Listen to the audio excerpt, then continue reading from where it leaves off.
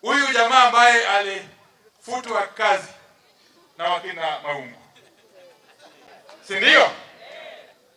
Wewe bwana Munyoro ulishindwa kazi na ikalazimisha bunge ikufukuze kazi.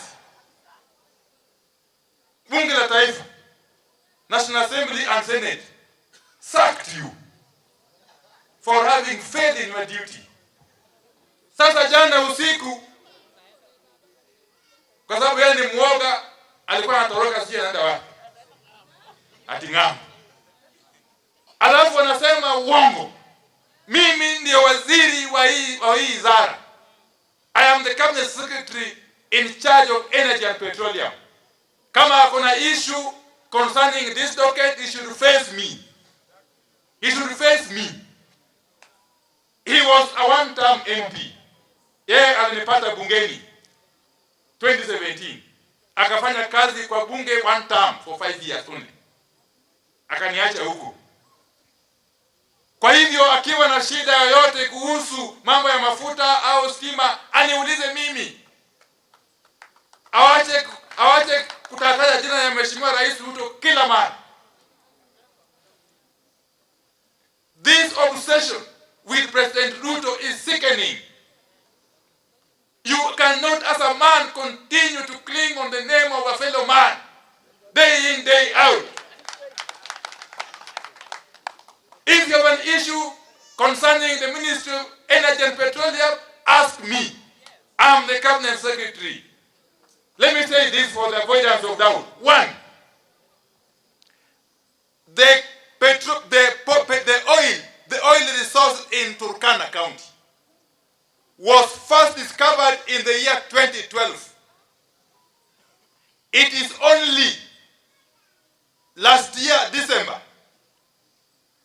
that the field development plan concerning Turkana oil was approved by none other than myself as the Cabinet Secretary. 14 years later. And thereafter, the field development plan was taken to Parliament, both National Assembly and Senate, and they both endorsed it. Kwa hivyo, mambo ya mafuta ya Turkana ni ile jambo ilidhinishwa na bunge la taifa. Na mimi kama waziri wa mambo ya mafuta, kama kuna tashwishi aniulize au aulize bunge.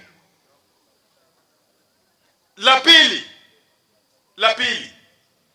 hii mambo ya government fuel importation framework haikuanzishwa jana au leo.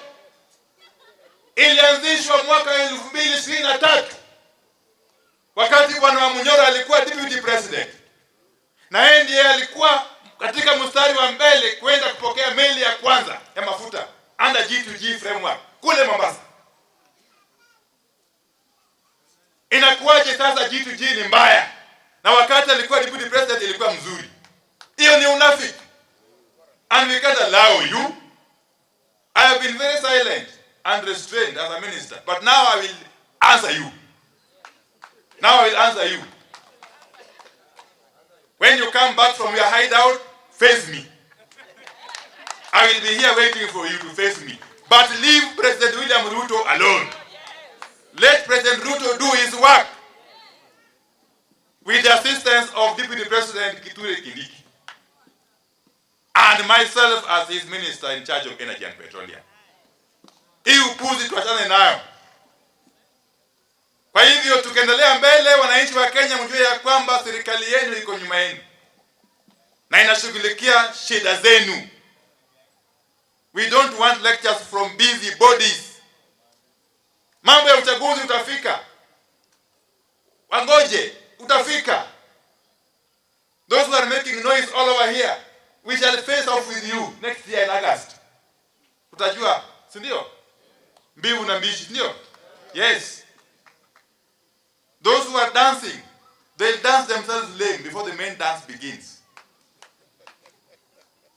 And I can tell you as a people, we have decided to stay put where Baba Raila Odinga left us. Mahala Baba Raila Odinga alituacha ndio tupo. Sisi. na hao watoto wadogo kutoka Central Province wakiongozwa na